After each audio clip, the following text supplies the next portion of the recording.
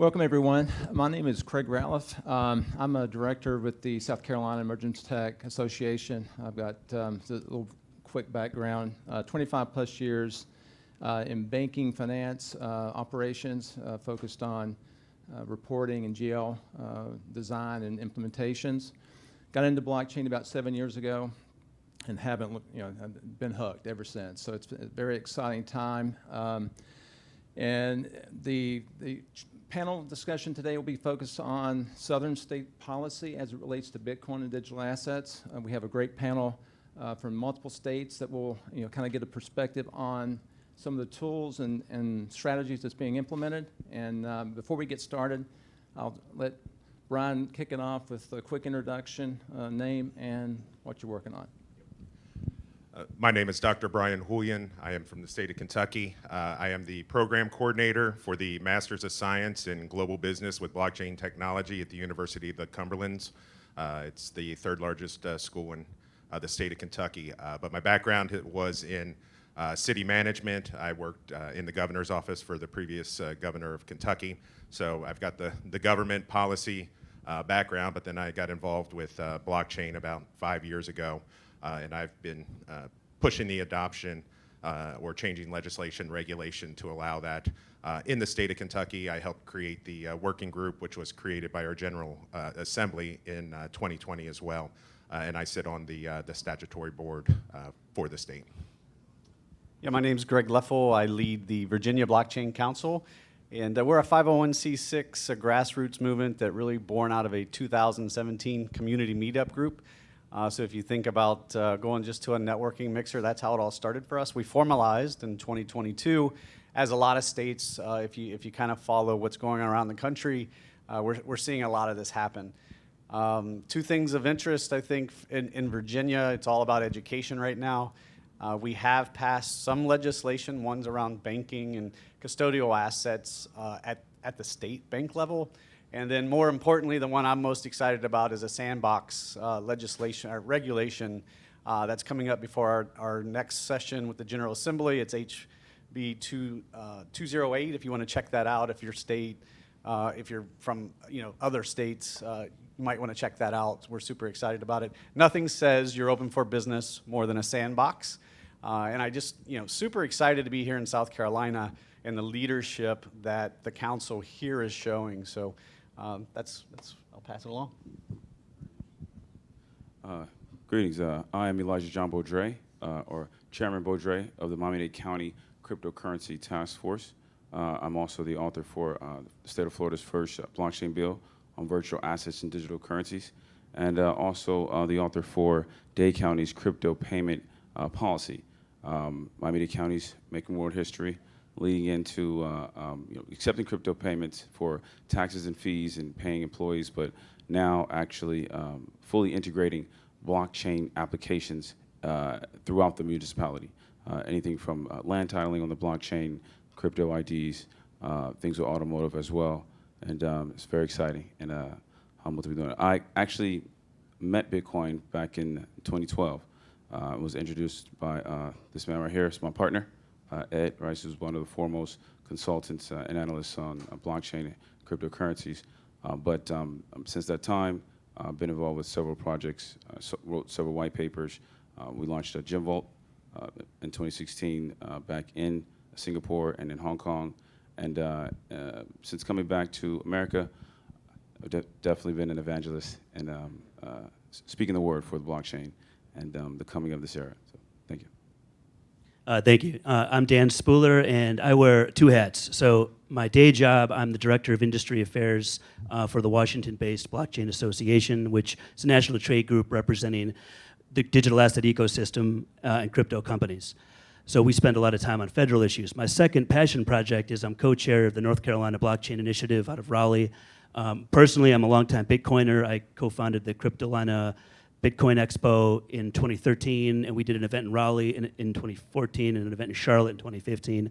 I've gotten to know the South Carolina guys really well over the years. They do great work. We love working closely with them, to our friends to the south.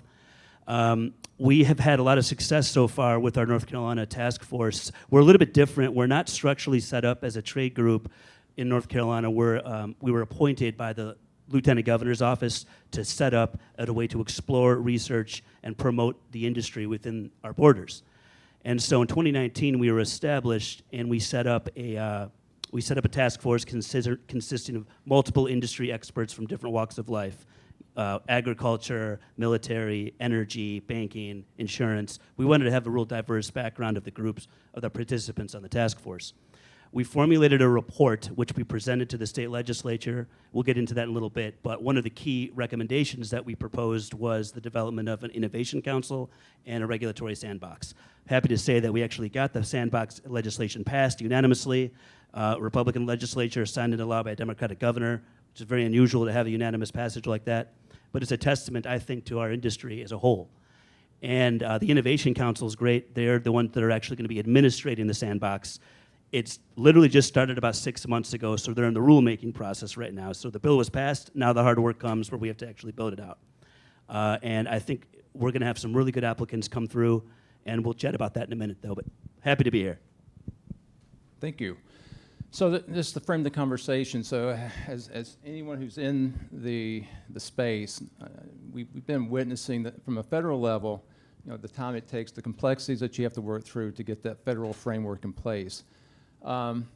That's created an opportunity for the states to really take ownership and leadership of ensuring that the innovation and the support of the technology remains in the states.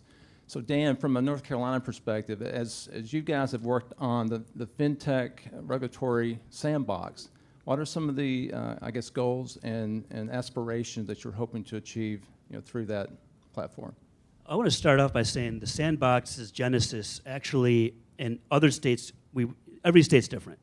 What we did with the sandbox development was we actually went back and identified a previous attempt to introduce a sandbox back in 2018, and it died in committee. It was killed. So instead of reinventing everything, we actually approached the folks that proposed it, and it was a FinTech group. The FinTech community, we generally run in the same circles as blockchain. You can argue that it's part of the same ecosystem. So we approached them, and we worked closely to resurrect this piece of legislation, but it was mainly FinTech and InsurTech. We said, well, let's bake in some blockchain provisions, some mentions of blockchain and cryptocurrency and digital assets. Long story short, they agreed to it, and we collaborated our efforts and ran this. And it took a good 6-7 months to get it passed, but that to me is a good solution, is if possible, work and see what other states have done. This goes for any piece of legislation. States are very good about copying and pasting what other states are doing, especially in the South. We have there's a lot in common with our states. You see that with economic incentives. It seems like North, South, Virginia, we're all trying to get the same car plants. The film industry is really good in Georgia. So there's a lot in common, and I think I would suggest collaborating with the other states, like the work they're doing up in Virginia, and then the work that, of course, they're doing in Kentucky, and then Florida is a whole new level, Florida and Texas.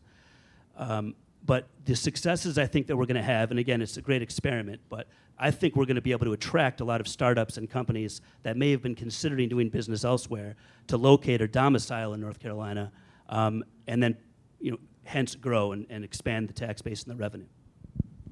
John, from Miami-Dade, some of the successes that you've experienced through your task force. Could you just kind of outline some of the successes and talk about some of the challenges that you faced with trying to get a payment, framework in place to support the technology? Most definitely. So actually, kudos to all your efforts, actually, to all you gentlemen up here in the states that you guys represent. And anything that Florida can do, specifically Miami-Dade, we are totally open. It's what we actually do, trying to make a case study of what we're doing and get it out to as many states as we can. We actually started back in September, the U.S. Crypto Policy Alliance, which we just concluded our last policy alliance in New York, but it was started out of Wyoming, out of our legislative envoy to Wyoming, to Cheyenne, and meeting with the legislators there from the state level to local level, and really, like you said, copy paste and just kind of having a solidarity of policies and of the law. In Miami specifically, we have the culture, I guess, and kind of the atmosphere is ripe to adopt it. You know, it's a huge, vibrant immigrant community, and it's an international, you know, metropolitan nexus. So you have a lot of people that are transient, a lot of people who come in and out as well. In addition, it's about 40% of the revenue of the state. All right, so it holds a lot of weight legislatively as well. As a real blockchainer, we know that it's the technology and the applications, the features of these applications that provide the real benefit or the longer lasting. But finance is always the tip of the iceberg. So this is actually what's going to be first. I originally wrote a blockchain board, a Dade County blockchain board resolution in 2020, but didn't really get the energy that it needed. It kind of stalled. It wasn't until about 9 months later the county inked a deal for $135 million for the new naming rights of the basketball arena, which used to be American Airlines, but now is FTX. And that large cash injection is what really was the real catalyst. And so we went back to the drawing board and changed it from a blockchain board to a cryptocurrency task force to really study how to bring on these payments.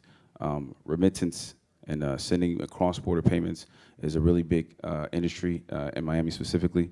It's also the financial capital of the Caribbean and the financial capital of South America, to be honest. So, you know, international payments is something that's a part of the fabric there. And when you talk about the blockchain, something that makes it cheaper, faster, safer, and really is not that, you know, it's new, but it's not that different from a credit card or online payment merchant or what have you. The main kind of difficulties we had was making sure we didn't run into any conflicts with the federal law or with FINRA, with the Banking Act, and with the money sellers provisions for the state itself. Any municipality custodying a virtual asset or digital asset, or basically making an investment with the public's money, right? The first charge of the public is to protect the public, you know, and just, you know, don't lose, you know, and then look for incremental gain. But once we got around that and we actually kind of created a system within those laws, we were able to bring on different vendors, make sure that the risk that traditionally would come to the county was actually just taken on by third-party vendors, and also, you know, making sure that we had the proper accounting systems in place, you know, so that it was one-to-one with what we wanted to do. Then that opened up the first door, and we're really glad for that, because now we can have so many vendors who want to actually put in blockchain technologies. The economy that's generated from that is what we're really looking forward to and applying to grow the industry. That's great. So Brian, I'll pick on Kentucky. So from, you know, the successes of the task force, you know, in both, you know, North Carolina and Miami-Dade, Florida, the other challenge that we have from a regulatory perspective is the administrative laws that are established in states to kind of provide that framework of how future laws are I guess, you know, followed and how subsequent bills are passed. What are you seeing from a Kentucky state perspective, some of your challenges and successes that you're trying to implement?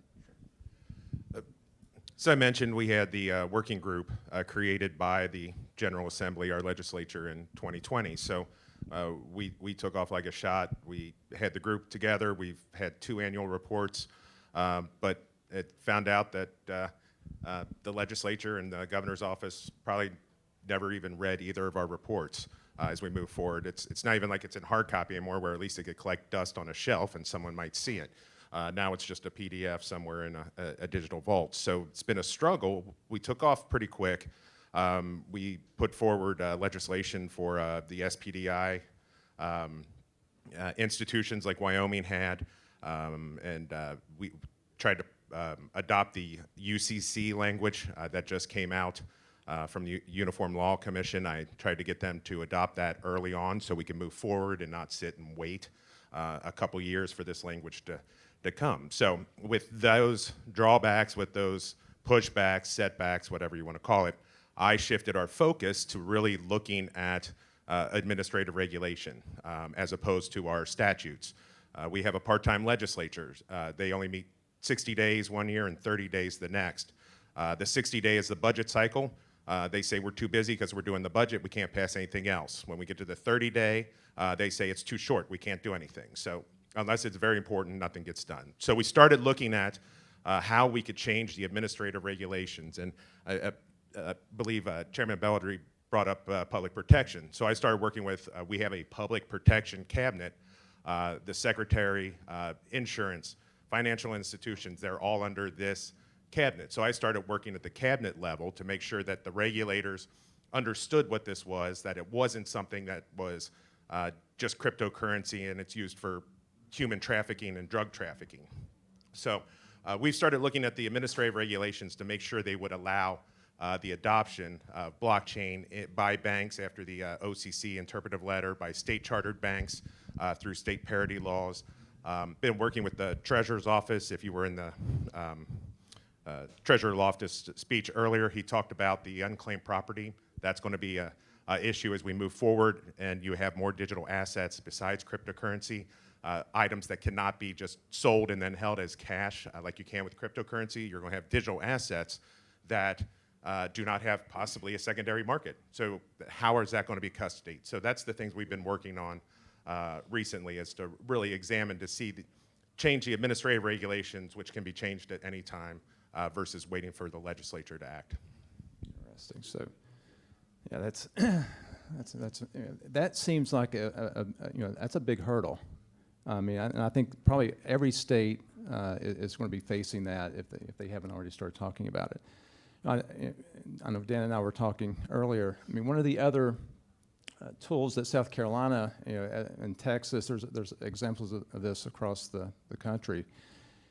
Bitcoin mining. We've had 2 announcements this year. That's another kind of indirect way of keeping focus on the technology. That along with the task force, the trade organizations, and I know, Greg, Virginia and South Carolina are very similar, where we have a trade. We're migrating to that chamber economic development format. What's some of your goals that you're tracking in Virginia that you're hoping to accomplish? You mentioned some of those in your introduction.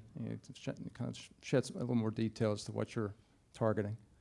Yeah, so there's a term that I love. It's called a rising tide rises all ships, and I think that's why you see a lot of collaboration among states and councils, and why we essentially, the Virginia Blockchain Council and our team would want to participate is, A, there's a lot of leadership coming from South Carolina, which is fantastic, and we're seeing best cases and best practices, and how do we go and implement those in our state? But it's an abundance mentality, and I think it's all about education, it's all about advocacy, and just getting to the next step for us. That's great. I know we're winding down. The way I wanted to close this, and this will be very quick, from each panelists, let's kind of talk through some questions, use cases that you would like to see addressed within the next 12 to 18 months that you would think would help your overall agenda to progress your program in each of your states. This, use cases, this examples that you're bouncing up against now that you would like to have answers to. You can start with I'll go ahead and start on. So from our end, I mean, this is obviously a very big Bitcoin mining focused conference, and to me, I'm excited by that because mining actually is something that we're actually going to be pursuing more aggressively in North Carolina. Again, exploring what other states have done, seeing what works, what doesn't, lessons learned. So I think that's on the horizon, our next 12 to 16 month horizon plan. From a non-Bitcoin perspective, we're looking at potentially some blue sky law exemptions. That was part of our recommendations, updating the UTEA, the Uniform Code. And there's a series of other proposals we have in mind, but again, there's moonshots and then there's practical shots. We're trying for now to get the achievables, and then in the long run, we think there could be some more bigger moonshot projects we can accomplish.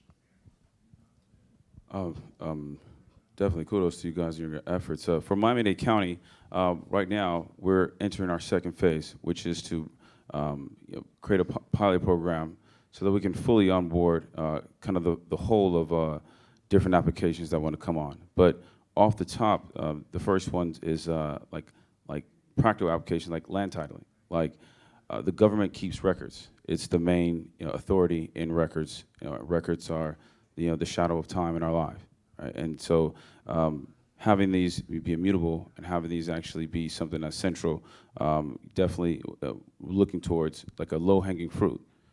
There's a lot of real estate transactions in Miami and in South Florida, period. And so that would actually help and be a model. The second one really is for an ID system, right?